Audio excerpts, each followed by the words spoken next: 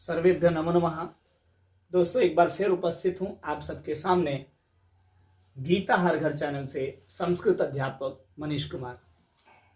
दोस्तों, जैसा कि आप सब जानते हैं कि हमारा जो चैनल है बहुत ही सरल व्याख्या के साथ, संस्कृत उच्चारण के साथ, श्लोकों के उच्चारण के साथ श्रीमद् भगवत गीता की सरल व्याख्या जन जन तक पहुंचाने का काम कर रहा है। तो आज ये जो ऊपर आप हेडिंग देख रही हैं, इसको देख करके आपके मन में भी एक हर्ष का अनुभव होना चाहिए, एक अनुभूति होनी चाहिए, क्योंकि ये देखिए गीता जयंती महोत्सव 23 दिसंबर 2023। आपने बिल्कुल सही पढ़ा, सही सुना। 23 दिसंबर 2023 को गीता जयंती महोत्सव संपूर्ण भारतवर्ष में बड़ी धूमधाम से मनाया जा रहा है।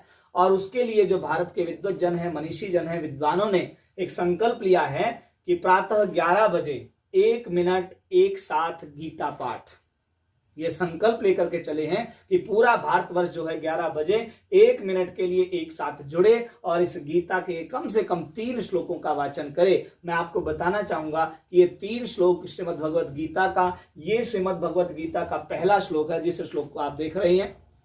उसके बाद ये मध्य में आता है, अर्थात गीता में 18 अध्याय, 18 में से 9वां अध्याय उसका मध्य भाग हो जाता है। तो 9वें अध्याय का ये 22वां श्लोक है। और ये जो अंतिम श्लोक आप बोर्ड पर देख रहे हैं, ये श्रीमद् भगवत गीता का अंतिम श्लोक है, अर्थात 18वें अध्याय का अंतिम श्लोक, शायद 78 नंबर होगा, 78वां श्लोक होगा। तो ऐसा संकल्प जो लेकर के हमारे विद्वज्जन, हमारे साधुजन, हमारे तपस्वी जन, हमारे मार्गदर्शक जो इस संकल्प के साथ चले हैं, तो निश्चित रूप से हम गीता से जुड़े हैं। हमारा चैनल श्रीमद् भगवत गीता का ज्ञान जन जन तक पहुंचाने का काम कर रहा है। तो हमारा भी एक दायित्व बनता है कि हम इस यज्ञ में, इस गीता जयंती के इस महोत्सव में अपनी आहुति दें, इस यज्ञ में हम शामिल हों, इस यज्ञ में हम इनके साथ जुड़ें। तो ये जो श्लोक आपके सामने रखे हैं, मैं इन श्लोकों का वाचन कैसे करना है वो सब आपके साथ आपको बताऊंगा। और मैं रुकूंगा, किस तरह से आपने उसका उच्चारण करना है आप मेरे साथ बोल सकते हैं। वैसे मैं कोशिश करूंगा मेरे जो दोनों बच्चे हैं वो भी इन श्लोकों का साथ में उच्चारण करें। जिस तरह से वो बोल रहे हैं उसी तरह से आप भी मेरे को रिपीट कर सकते हैं, अर्थात मेरे बाद उनका वाचन, उनका उच्चारण कर सकते हैं। तो आइए प्रारंभ करते हैं। अच्छा, ये वीडियो बनाने का उद्देश्य आप समझ गए होंगे। आप जहां तक भी ये वीडियो पहुंचे, भारत का प्रत्येक नागरिक 23 दिसंबर को 1 मिनट के लिए, 1 मिनट अपने 24 घंटे में से 1 मिनट श्रीमद् भगवत गीता के इन 3 श्लोकों के रूप में अवश्य दें। तो आइए चलते हैं, इन तीनों श्लोकों का वाचन करते हैं। कैसे इसका वाचन करना है, कैसे इसको बोलना है, आप मेरे साथ बोलते जाइएगा, अपने आप सीख जाएंगे। और जब आप अच्छे से सीख जाएंगे तो आप खुद भी इसका वाचन कर सकते हैं। तो आइए प्रारंभ करते हैं पहले श्लोक से। ये पहला जो श्लोक है श्रीमद् भगवत गीता का, जो प्रथम श्लोक है, वही श्लोक यहाँ पर लिखा है। आइए मेरे साथ उच्चारण करेंगे। धर्म क्षेत्रे कुरुक्षेत्रे, धर्म क्षेत्रे कुरुक्षेत्रे, समवेतायुयुत्सवः, समवेतायुत्सवः, मामकाः पाण्डवाश्चैव, मामकाः पाण्डवाश्चैव, किम कुरुवत सञ्जय, किं कुर्वत सञ्जय, अनन्याश्चिन्तयन्तो माम्, अनन्याश्च चिन्तयन्तो माम्, ये जनाः पर्युपासते, ये जनाः पर्युपासते, तेषां नित्याभियुक्तानां, तेषां नित्याभियुक्तानां योगक्षेमं वहाम्यहम्, योगक्षेमं वहाम्यहम्। यत्र योगेश्वरः कृष्णो, यत्र योगेश्वरः कृष्णो, यत्र पार्थो धनुर्धरः, यत्र पार्थो धनुर्धरः, तत्र श्रीविजयो भूतिः, तत्र श्रीविजयो भूतिः, ध्रुवा नेतिर्मतिर्मम। ध्रुवा नेतिर्मतिर्मम। तो आइए दोस्तों, अब इनका अर्थ जानते हैं। देखिए, ये बच्चों ने जैसा कैसा भी बोला है, एक छोटा सा प्रयास था इनका। और ये प्रयास भी इसलिए था क्योंकि मुझे कि कैसे इनको बोला जाए, कैसे इन श्लोकों का वाचन किया जाए। तो जैसे इन बच्चों ने मुझे रिपीट किया है, आप भी घर पे इस तरह से इसको रिपीट कर सकते हैं। तो इसीलिए मैंने बच्चों को साथ में बैठा करके इनको बुलवाया कि आप साथ में वाचन करें। तो जो भी छोटी मोटी त्रुटि इनसे हो गई है उसके लिए मैं क्षमा चाहूंगा। तो आइए अब इनका अर्थ जानते हैं कि ये श्लोक क्या कह रही है।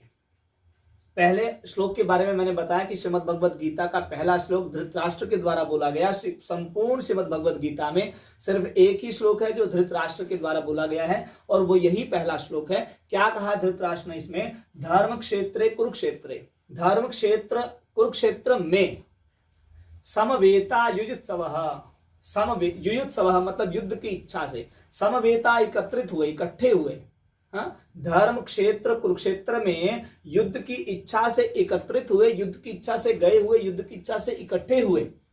मामकाः मेरे, पांडवाः च और पांडु के, अर्थात धृतराष्ट्र के जो पुत्र हैं वो कौरव, दुर्योधन वगैरह दुशासन वगैरह जो है, पांडवाः पांडु के जो पुत्र हैं वो पांडव।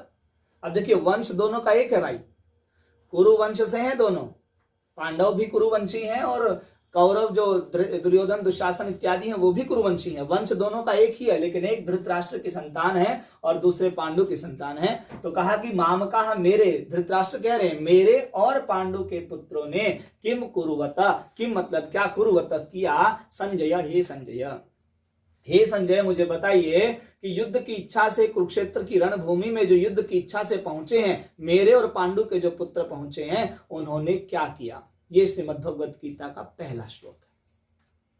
हाँ, अर्थ आप समझ गए होंगे। दूसरे श्लोक की ओर चलता हूं। दूसरा श्लोक क्या कहा? 9वें अध्याय का 22वां श्लोक, एकदम मिड में जाके पहुंचे हैं। श्रीमद् भगवद गीता में 18 अध्याय हैं। 18 अध्याय का अगर हम आधा करते हैं तो 9वां अध्याय, 9वें अध्याय का 22वां श्लोक है। क्या कह रहा है सुनिए। अनन्याश्चिन्तयन्तो मां, भगवान कृष्ण कह रहे हैं अर्जुन को, अनन्याः, अनन्य न अन्य इति अनन्य, अर्थात जिसके समान कोई दूसरा नहीं है, ऐसा कोई चिंतयन्तः चिंतन करता हुआ, माम मुझको, ये जनाः जो लोग पर्युपासते उपासना करते हैं, मेरा ध्यान करते हैं, मेरी पूजा करते हैं, अर्थात किसी अन्य चीज का चिंतन न करते हुए जो लोग मुझे ध्याते हैं, जो लोग मेरा ध्यान करते हैं, जो लोग मेरी पूजा अर्चना करते हैं, अर्थात सब कुछ छोड़ छाड़ करके जो मेरा ध्यान करते हैं, मेरी पूजा अर्चना करते हैं, तेषाम नित्याभियुक्ता नाम, नित्य मतलब हमेशा, अभियुक्ता नाम जो लगे हुए हैं, जो मेरे पूजा पाठ में नित्य प्रतिदिन लगे हुए हैं, तेषाम उनका, योग क्षेमम, योग मतलब आवश्यकताएं, उनकी इच्छाएं, और क्षेमम मतलब रक्षा, वहाम्य हम, वहामी मतलब करता हूं, अहम मतलब मैं। तो भगवान कृष्ण क्या कह रहे हैं कि जो सब कुछ छोड़ छाड़ करके, जो अनन्य भाव से, जो मतलब नित्य प्रतिदिन अन्य किसी और चीज का चिंतन न करते हुए मेरा ध्यान करते हैं, मेरी पूजा करते हैं, मेरी उपासना करते हैं, मैं उनकी आवश्यकताओं की पूर्ति करता हूं, उनकी इच्छाओं की पूर्ति करता हूं, और क्षेमम रक्षा करता हूं। रक्षा किस चीज की? जो उनके पास पहले से है उसकी मैं रक्षा करता हूं। वहाम्यम मतलब वहन करता हूं, उसको मैं ढोता हूं या उसकी रक्षा करता हूं। तीसरा जो श्लोक है संजय के द्वारा बोला गया है, गीता का अंतिम श्लोक। देखिए ना कितना अच्छा, जो भारतीय विद्वान जन है उन्होंने कितना अच्छा ये संकल्प लिया है कि पहला श्लोक, मध्य का श्लोक और अंतिम श्लोक, संपूर्ण श्रीमद् भगवद गीता को 1 मिनट में मतलब जैसे आपने देखा होगा नवरात्रों में बहुत सारे लोग ऐसे करते हैं कि नवरात्र में एक पहला नवरात्रा कर लेते हैं, फिर लास्ट वाला कर लेते हैं, और एक तरह से मतलब संपूर्ण नवरात्रों का वो मानसिक रूप से वो ऐसा मानते हैं कि हमने संपूर्ण नवरात्र कर लिए। तो सेम उसी तरह से देखिए ना कितना अच्छा संयोग यहाँ पर लिया। पहला श्लोक है, मध्य का श्लोक है और अंतिम श्लोक है।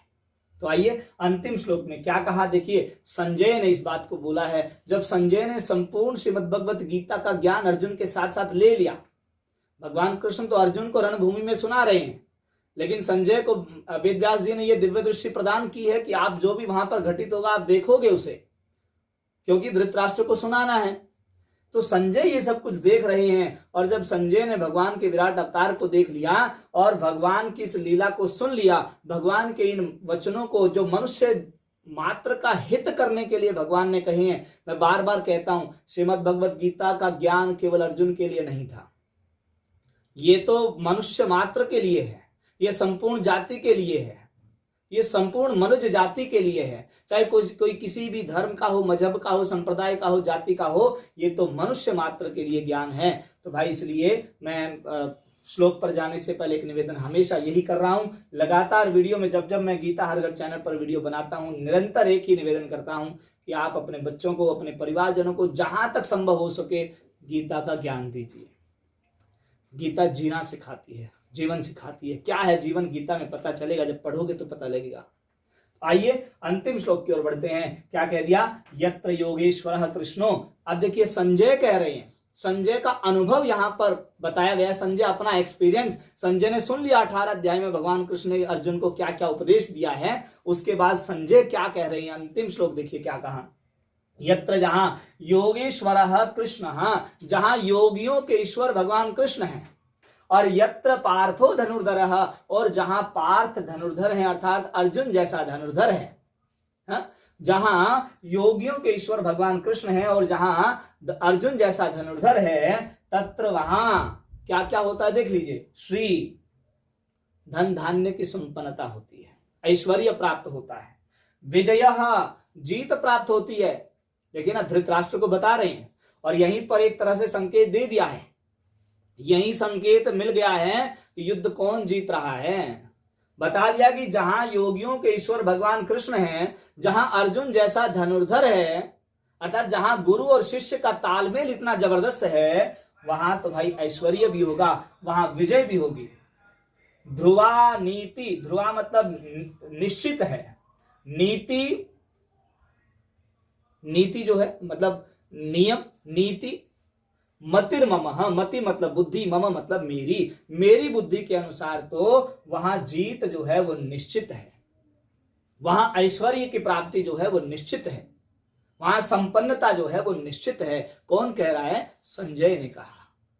तो इस तरह से भाई वीडियो बहुत लंबी नहीं बनाऊंगा, इस तरह से बस एक निवेदन, लास्ट में एक बार फिर से यही निवेदन है कि इन सभी श्लोकों का वाचन, इन सभी श्लोकों का उच्चारण, इन सभी श्लोकों का पाठ जो है आपने 23 दिसंबर 2023 को प्रातः 11 बजे, चाहे आप अपने घर में हैं, चाहे आप अपने ऑफिस में हैं, चाहे आप अपने किसी कार्यालय में हैं, कहीं पर भी, बस में हैं, मेट्रो में, जहां भी हैं आप, अगर आपके पास मतलब गीता है तो बहुत अच्छी बात है। वैसे तो हर घर में गीता उपलब्ध होगी, लेकिन फिर भी अगर घर घर में गीता नहीं है तो हमारे इस वीडियो के माध्यम से आप 11 बजे इन श्लोकों का वाचन कर सकते हैं। तो बस आज की वीडियो में इतना ही। और हाँ, ये मेरे विद्यालय के जो बच्चे हैं उनके लिए भी वीडियो है, क्योंकि वो भी इस वीडियो के माध्यम से अपने श्लोकों को कंठस्थ कर सकते हैं और मतलब इनका वाचन करने के लिए अपने आप को तैयार कर सकते हैं 23 दिसंबर 2023 के लिए। अगली वीडियो में एक बार फिर मुलाकात करेंगे, तब तक के लिए नमो नमः, नमस्कार।